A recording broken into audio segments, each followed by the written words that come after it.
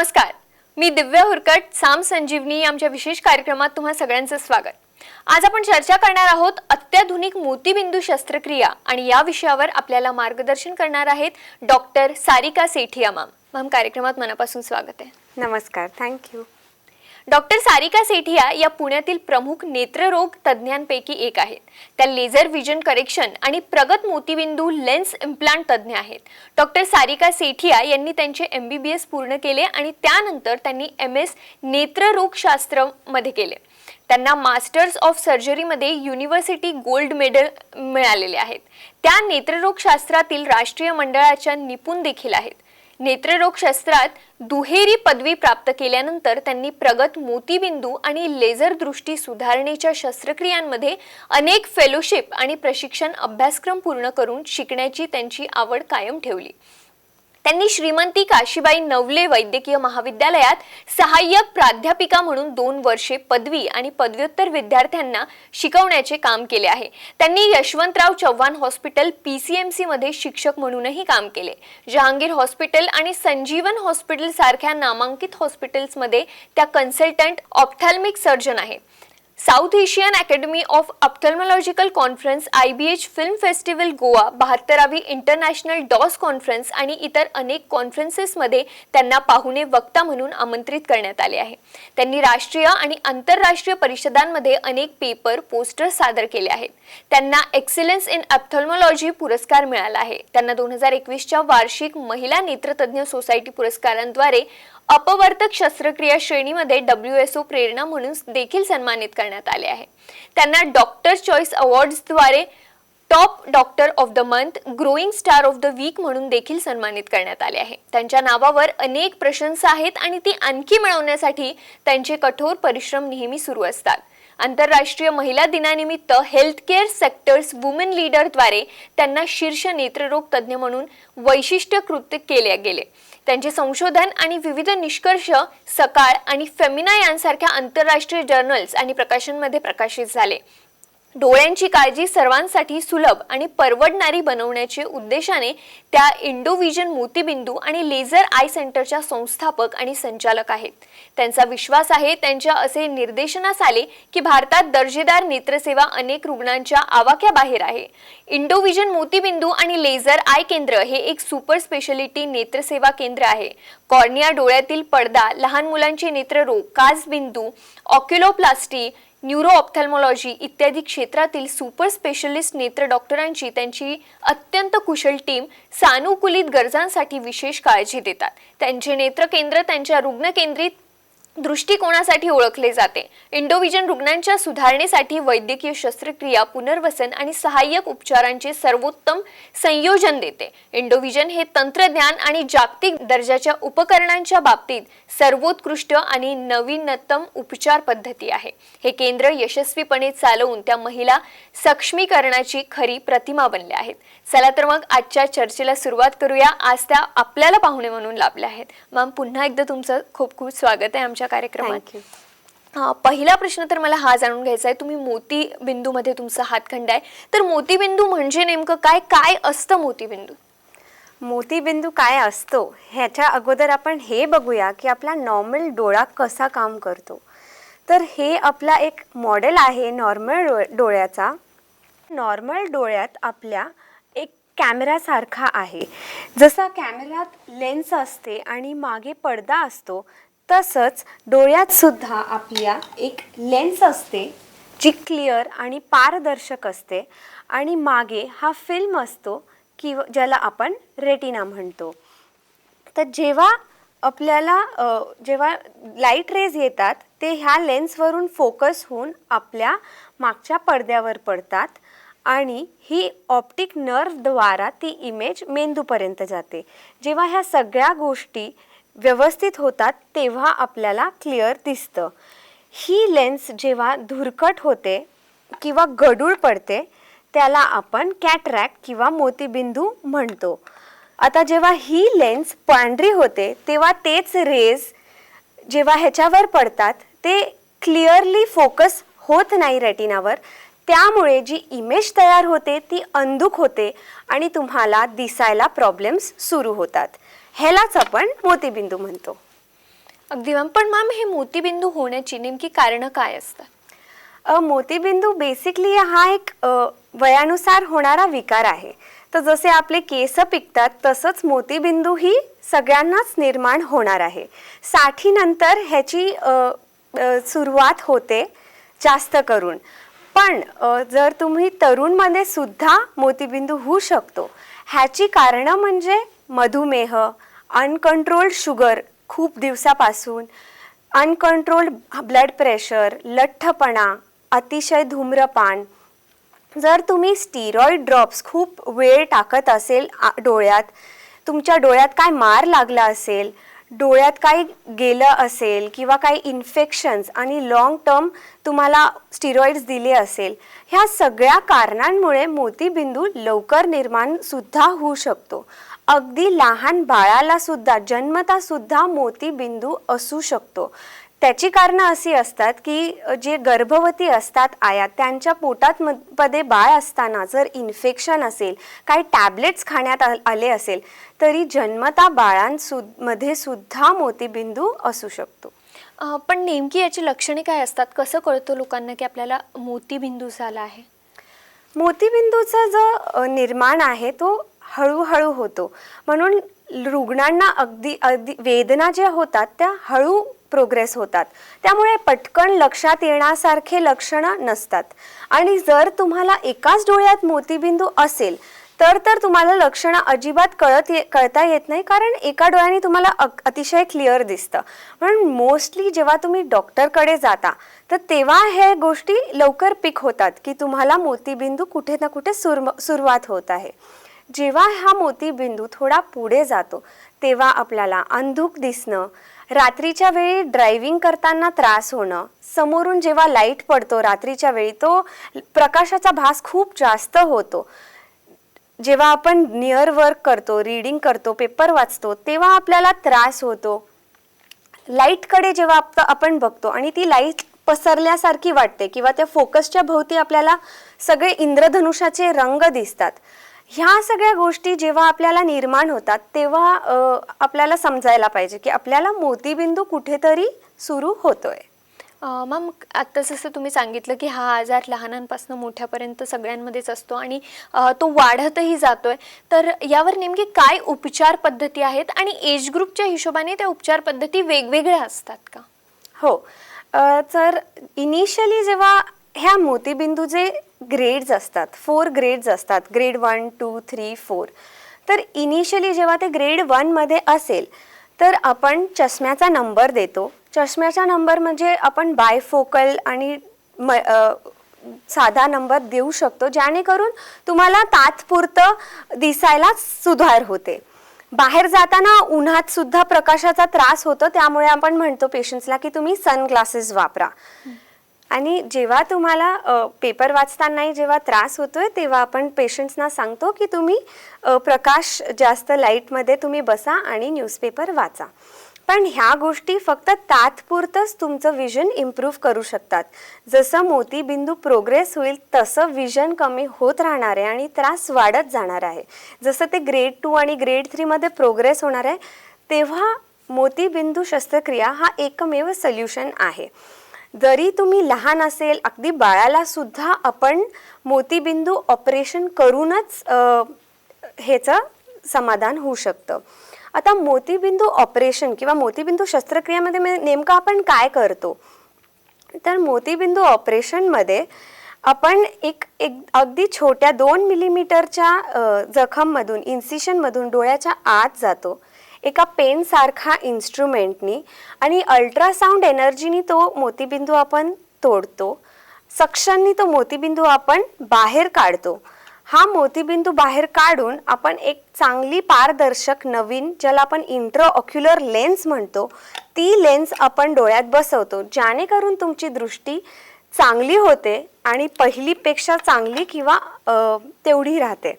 तर मोतीबिंदू ऑपरेशन ज्याला आपण म्हणतो हेच मोतीबिंदूचं ट्रीटमेंट आहे. अगदी मॅम, जेव्हा आपण अत्याधुनिक शस्त्रक्रियाबद्दल बोलतोय तर शस्त्रक्रियात तुम्हाला जे काही तंत्र लागतायत त्यात आत्ता काही प्रगती झालेली तुम्हाला दिसते का? काही नवीन टेक्निक्स आहेत का? तर पहिली जे मोतीबिंदू ऑपरेशन व्हायचं त्यात आपण एक 10 मिलीमीटरचा मोठा इन्सिशन घ्यायचो. तर रिकव्हरीला खूप वेळ लागायचा आणि ही खूप मोठी जखम होती रिकवर होण्यासाठी. आत्ता जे मोतीबिंदू ऑपरेशन्स आपण करतो ते अगदी 2 mm इन्सिशनमधून करतो आहेत. तर त्यामुळे रिकव्हरी खूप फास्ट झाली आहे. ऑपरेशनच्या वेळी आपण इंजेक्शन देत नाही. No patch, no pain, no anaesthesia ह्या पद्धतीने आपण ऑपरेशन करतो. आमच्या सेंटरमध्ये जे micro incision cataract surgery, phaco surgery आपण करत आहोत, ही सर्जरी FDA द्वारा अप्रूव्ड आहे. सगळ्यात सेफ सर्जरी आहे ही वर्ल्डमध्ये. अगदी 10 मिनिटात तुमचं प्रोसिजर संपतं आणि 2 तासात तुम्ही घरी असता. रिकव्हरी एवढी फास्ट झाली आहे की रुग्णांना वाटतही नाही की आपलं ऑपरेशन झालं आहे. अगदी TV, मोबाईल त्याच दिवशी बघतात आणि ते खूप खुशही असतात. जुनं जो ऑपरेशन होतं त्यात आपण पेशंटला ॲडमिट करून घ्यायचो, इंजेक्शन द्यायचो, पट्टी असायची आणि 1-2 दिवस त्यांना रिकवर होण्यासाठी लागायचं. पण आत्ताची जी फेको इमल्सिफिकेशन टेक्निक आहे त्याने रिकव्हरी आणि रिझल्ट्स दोन्हीही खूप चांगले आहेत. अगदी खूप छान असं मार्गदर्शन खरं तर मॅम आपल्याला करत आहेत. आणि तुम्हालाही असं काहीही त्रास असेल, डोळ्यांच्या बाबतीत काहीही त्रास असेल, इचिंग होत असेल किंवा अंधुक दिसत असेल, तर नक्कीच तुम्ही लवकरात लवकर तज्ज्ञांचा सल्ला घेणं खूप आवश्यक आहे. त्यासाठी तुम्हाला सध्या स्क्रीनवरती जे नंबर्स दिसत आहेत ते तुम्ही आवर्जून नोट करून घ्या आणि तुम्ही मॅमचा सल्ला घेऊ शकता किंवा त्यांचं प्रत्यक्ष मार्गदर्शन तुम्हाला हवं असेल तर तेही तुम्ही अपॉइंटमेंटद्वारे घेऊ शकता. आणि हे सगळं मॅम खूप चांगल्या पद्धतीने खूप वर्षांपासून सगळे यशस्वी उपचार करतायत. तर डोळ्यांच्या काहीही समस्या खूप मोठ्या स्टेजपर्यंत जाणार आहेत त्याआधीच तुम्ही हे सगळे उपचार करून घेणं खूप गरजेचं आहे. एक छोटासा ब्रेक घेऊन आम्ही लगेच परत येतोय. पाहत रहा साम संजीवनी.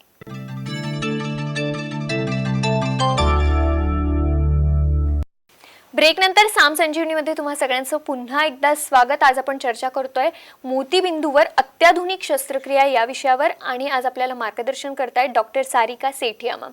मॅम, ब्रेक नंतर एकदा तुमचं पुन्हा एकदा स्वागत आहे.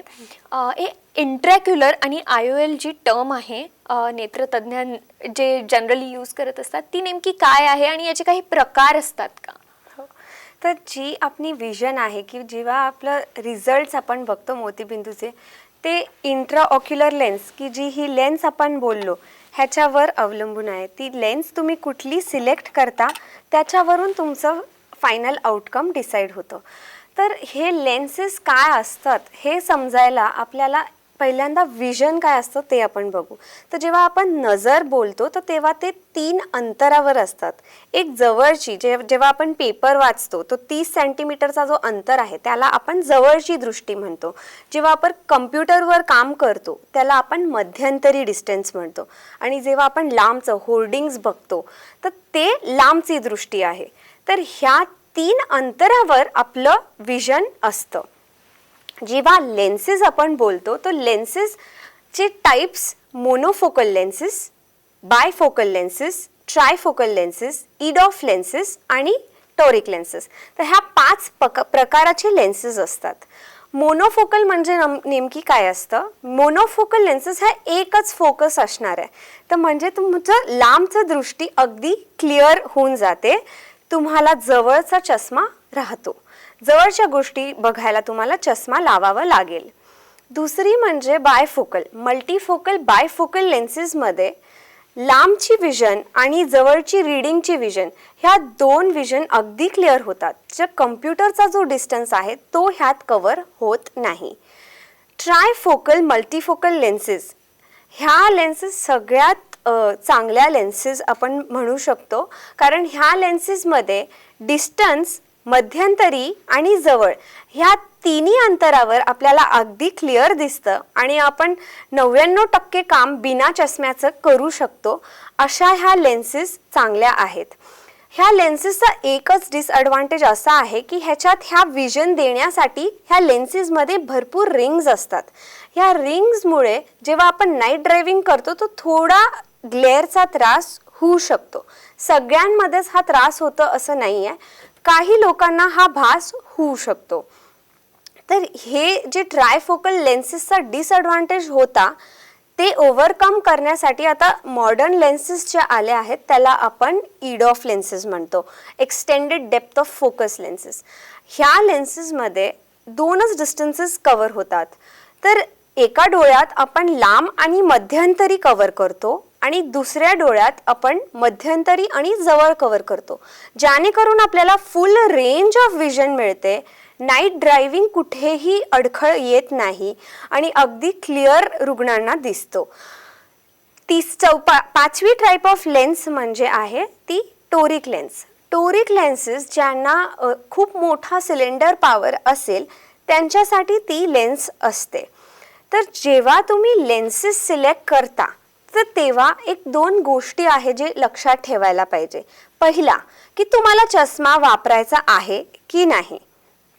तुम्हाला जर चष्मा नको असेल तर तुम्हाला ह्या प्रीमियम लेन्सेस ज्या मी म्हटलं तुम्हाला ट्रायफोकल किंवा EDOF ह्या लेन्सेस सिलेक्ट करावे लागतील. आता सगळ्यांनाच आपण ह्या लेन्स टाकू शकतो का? नाही. जेव्हा तुम्ही आमच्या सेंटरमध्ये येता तेव्हा आम्ही तुमच्या फुल तपासण्या करतो. पहिली आपण बघतो तुमचा कॉर्निया कसा आहे, रेटिना कसा आहे, तुमच्या डोळ्याचा माप घेतो, तुमच्या डोळ्यात लेन्सची जी पॉवर जाणार आहे तो कसा आहे, हा रेटिना कसा आहे, त्यात तेवढी ताकद आहे का की ह्या जेव्हा आपण लेन्सेस टाकतो त्याच्यावरून ती चांगली इमेज क्वालिटी तुम्हाला मिळेल. ह्या सगळ्या गोष्टी आपण बघतो. मग नंतर तुम्हाला डिसाईड करता येतं की तुम्हाला कुठली लेन्स तुम्ही चूज करू शकता.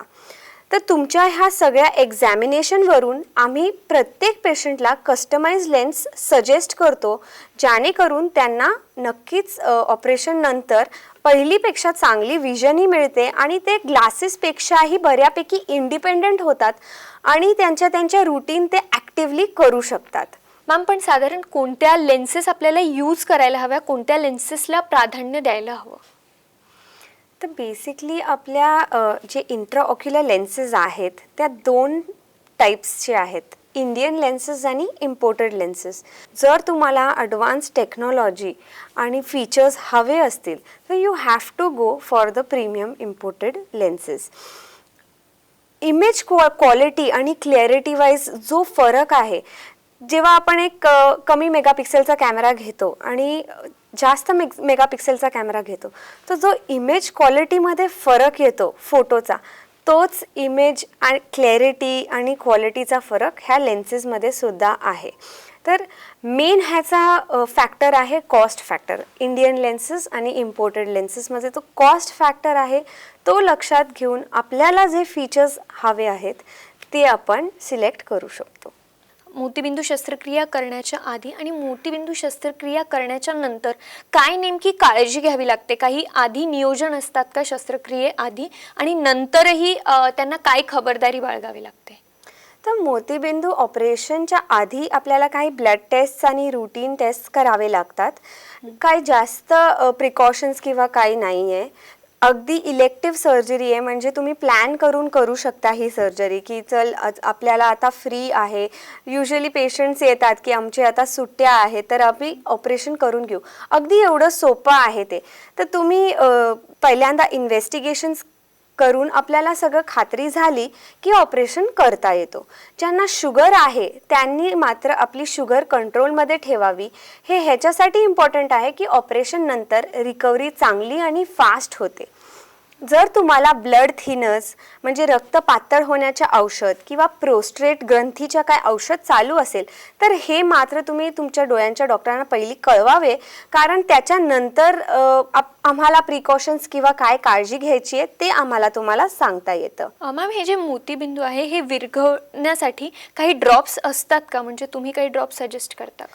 नाही, हे एक खूप मोठा म्हणजे मिथ आहे. लोक माझ्याकडे खूप पेशंट्स येतात आणि मला सांगतात की मॅडम आता मला मोतीबिंदू झालं आहे तर मला कुठले आय ड्रॉप्स किंवा टॅबलेट्स तुम्ही सजेस्ट करू शकता जेणेकरून हे मोतीबिंदू विरघळून जाईल.